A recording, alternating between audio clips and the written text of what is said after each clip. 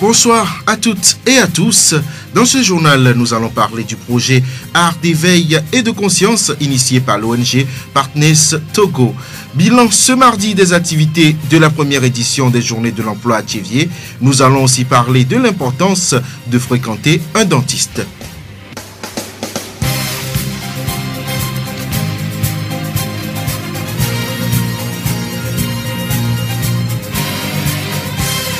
Radio Horizon à Thiéviers sur 101.1.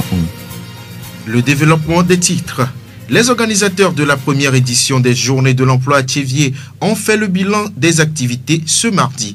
Occasion pour les uns et les autres d'évaluer les 4 jours passés sur le site d'Atikoumé. Monsieur Bedra Kodjo Kebe, membre du comité d'organisation. Ça a été un bon bilan, étant donné que le temps qu'on nous a donné n'était pas assez grand, mais nous avons su faire de notre mieux jusqu'à la fin de la foire.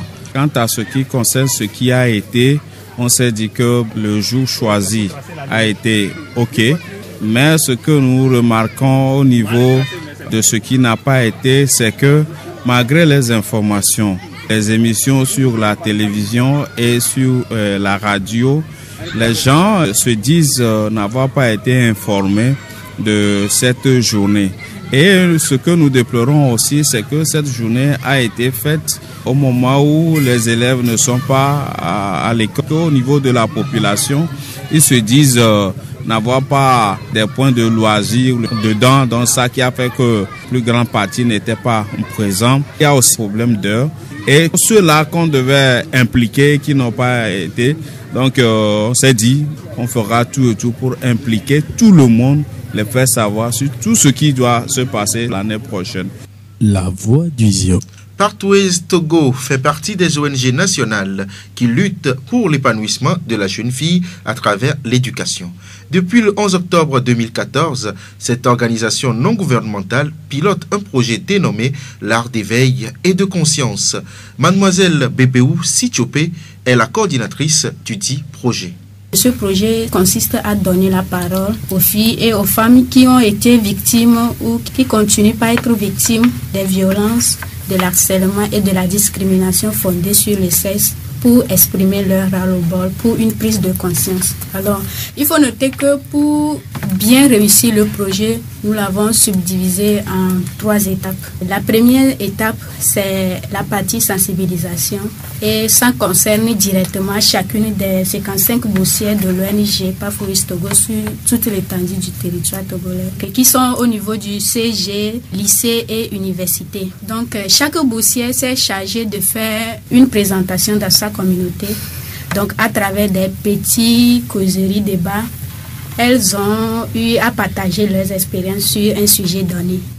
Donc, il faut noter que le projet concerne les violences faites aux filles et aux femmes, mais la plupart de nos boursières se sont focalisées sur le harcèlement sexuel et la discrimination fondée sur le sexe, parce que c'est ça qu'elles vivent souvent dans leur communauté.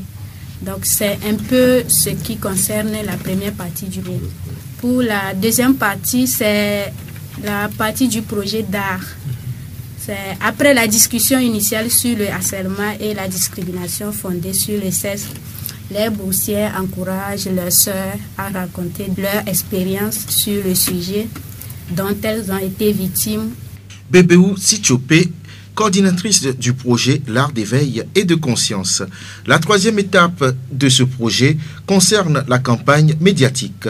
Une centaine de jeunes filles sont boursières dans cette ONG. Mademoiselle Kanakatom Nina, l'une d'entre elles, elle nous parle des activités qu'elle a menées sur le terrain. Pendant nos sensibilisations, nous avons mené plusieurs activités, notamment les séances de discussion entre les filles et les femmes, les sketchs, les créations des images, les écritures, c'est-à-dire les poèmes, les histoires courtes, les citations, etc. Durant nos activités, nous avons été assistés par 2 volontaires du corps de la paix et une directrice de Plan Togo d'Agdelouvé. Au cours de nos sensibilisations, nous avons eu des témoignages. Il y avait une fille qui nous avait dit que ses parents manquaient de moyens pour la soutenir. Sur ce, Les parents l'ont envoyée chez son oncle maternel pour qu'elle continue les études. Et arrivé là-bas, l'oncle maternel lui fait les affranches. À chaque fois, elle refuse. Tantôt, il lui dit si elle ne sort pas avec lui, il va la frapper. Mais toujours, elle persistait à refuser. Et voilà, un jour, elle est partie au marché. C'est là-bas, elle avait vu une femme, la directrice de Plan Togo. Et c'est là-bas, elle a narré l'histoire. C'est elle qui l'a sauvée, en fait. Selon les responsables, le projet a déjà touché 1449 personnes, dont 500 dans la région maritime. À tous les niveaux, Pathways Togo sensibilise sur les conséquences du harcèlement sexuel. Kanakatom Nina. Les conséquences du harcèlement sexuel sont multiples. En primo, sur la victime, elle aura les traumatismes physiques, l'abandon scolaire, l'échec, la prostitution, la honte, le suicide, le décès. Elle peut avoir une grossesse indésirée, un accouchement difficile parce qu'elle ne s'est pas préparée psychologiquement. Elle peut avoir la stérilité, le VIH/SIDA, etc. En secondo, sur le harcelé, il risque la prison, le décès, le licenciement s'il travaille. En terço, sur la communauté, il y a un manque de femmes intellectuelles. Car on dit souvent éduquer une fille, c'est éduquer toute une famille, c'est éduquer toute une nation. Mademoiselle Kanakatom Nina, boursière à l'ONG Pathways Togo. Comme approche de solution contre ce fléau, Pathways Togo conseille, entre autres, aux filles de signaler tout cas de harcèlement et d'éviter des gestes susceptibles de le provoquer ou de l'encourager, comme accepter des cadeaux et des sorties. La voix du Zion. Nous parlons de l'environnement, de quelques termes clés relatifs à la gestion des ressources naturelles dans le contexte de la décentralisation. Qu'entendons-nous par air protégé et quelles sont ses composantes? Monsieur Kpofon Alex, environnementaliste à l'ONG Equinat Tchévier.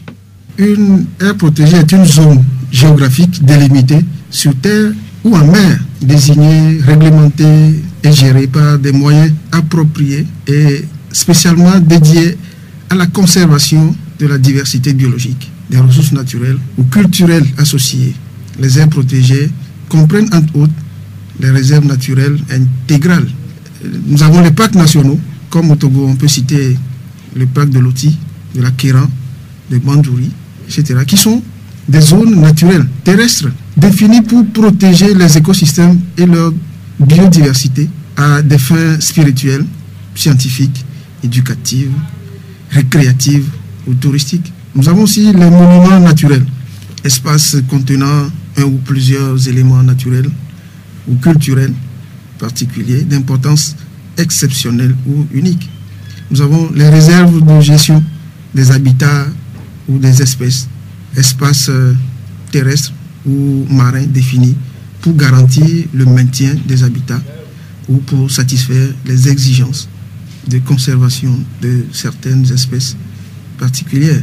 Nous avons les paysages protégés, c'est-à-dire des zones établies sur des espaces pouvant comprendre le littoral et les eaux adjacentes, et présentant une grande diversité biologique. À cela s'ajoutent les zones de nature sauvage, des aires établies sur de vastes espaces terrestres ou marins. Au Togo, les aires protégées sont soumises à une protection par le code forestier et qui parle d'aires protégées parle d'aménagement. L'aménagement du territoire est large et dans l'aménagement du territoire, nous avons un aménagement forestier qui est particulier. Donc nous allons d'abord parler de l'aménagement du territoire qui se réfère à l'organisation globale de l'espace au niveau cantonal, préfectoral, régional ou alors national, dans le but de satisfaire les besoins des populations concernées, en valorisant les ressources naturelles et en mettant en place les équipements nécessaires. Même si l'échelle de leur champ d'application diffère complètement, la gestion des terroirs et l'aménagement du territoire relèvent d'une même préoccupation. Les schémas de gestion des terroirs devrait d'ailleurs normalement s'inscrire dans une dimension cantonale, préfectorale, régionale ou nationale. Donc il y a un schéma d'aménagement qui se limite aux cantons, aux préfectures et aux régions. Et lorsque nous parlons d'aménagement forestier, c'est la mise en œuvre d'un plan défini qui comporte des activités pour la production durable des biens et services de la forêt, sans détruire la productivité future de la forêt. C'est important. L'aménagement des forêts introduit généralement le thème de biodiversité ou de diversité biologique. Qu'en est-il exactement, monsieur Alex Poffon? La diversité biologique ou biodiversité désigne tous les différents organismes vivants, mais aussi les relations entre eux et les endroits, c'est-à-dire les habitats qui leur permettent de vivre. Le monde vivant nous offre une multitude d'organismes vivants de plusieurs espèces qui nous est difficile de compter. Cela comprend la diversité des écosystèmes terrestres, aquatiques et marins. Nous en connaissons plusieurs millions et nous en découvrons encore. Et même si certaines espèces se ressemblent, aucune n'est pareille à l'autre. Elles sont toutes différentes. Nous remercions monsieur Alex Poffon, environnementaliste à Tchéviers. La voix vision. Les soins dentaires sont très importants pour la santé humaine. Des dents propres et en bonne santé donnent de jolis sourires et une haleine agréable. Selon les spécialistes, prendre soin de ses dents ne se limite pas au brossage quotidien. Cela inclut aussi et surtout la fréquentation du dentiste. Alex Ametepe, dentiste au CHR Tchéviers. Les soins dentaires, nous devons le faire régulièrement. Au plus, chaque 6 mois, on doit consulter pour problème dentaire. Les soins bucco-dentaires sont nécessaires parce que il y a beaucoup de choses que les gens ne savent pas. Un problème dentaire peut créer beaucoup de problèmes de santé. Par la dent, on peut avoir des cardiopathies, on peut avoir des néphropathies, on peut avoir des méningites cérébrospinales parce que quand le microbe passe par la dent, ça rentre dans la circulation générale et ce microbe peut aller n'importe où dans l'organisme et créer d'autres maladies. Il y a beaucoup de maladies que les gens, ça part de la dent et les gens ne savent pas. Même les rhumatismes articulaires. Donc, ce qui fait que régulièrement, nous devons consulter notre dent pour éviter beaucoup de mal. Et comment se présente alors la situation ici, chez nous, monsieur Alex Ametepe? La fréquentation ici n'est pas comme ce que ça doit être parce que il faut que la maladie atteigne un niveau, il faut que les gens n'arrivent plus à dormir avant de venir à nous. Selon moi, ce qui peut expliquer ça, il y a le problème de moyens parce que quand tu viens à l'hôpital, tu dois payer la consultation avant qu'on ne te voie. Peut-être qu'à cause des moyens, les gens sont un peu réticents et il y a aussi l'information qui ne passe pas parce que nous ici nous n'avons pas un moyen pour régulièrement diffuser les informations nécessaires. Je peux dire que les gens ne sont pas informés. Il y a ça aussi qui fait que les gens ne viennent pas. Monsieur Alex Ametepe, dentiste au centre hospitalier régional de Tchéviers. La voix du Zion. Nous clôturons cette édition avec Madame Katassou Dédé, psychologue à Tchéviers, qui nous parle de la relation que les parents doivent entretenir avec leurs enfants en adolescence. Les parents doivent pouvoir à la fois répondre aux besoins de l'adolescent, l'autonomie de reconnaissance et d'identification, et pouvoir constituer des limites auxquelles il peut se confronter, qu'il ait réussi à garder une bonne relation avec l'enfant et accepte de le voir grandir. Donc, si le parent veut imposer à l'enfant ou bien à l'adolescent, ça va toujours entraîner des problèmes. On ne va pas dire que c'est comme ça, on t'a éduqué, donc toi aussi tu vas éduquer tes enfants. On t'a éduqué comme ça. À vous de voir si ça n'a pas eu des conséquences néfastes dans votre vie pour pouvoir savoir comment guider votre enfant pour que lui aussi ne se retrouve pas avec les mêmes problèmes. Si tu n'es pas ami avec ton enfant, comment est-ce que tu vas lui parler et la personne va écouter? Si tu abordes ton enfant, tu parles avec lui comme ton ami, je pense que ça va résoudre beaucoup de problèmes. Parce que l'enfant, déjà, il sait que tu l'aimes et que tout ce que tu vas dire, là, l'enfant aura confiance en vous.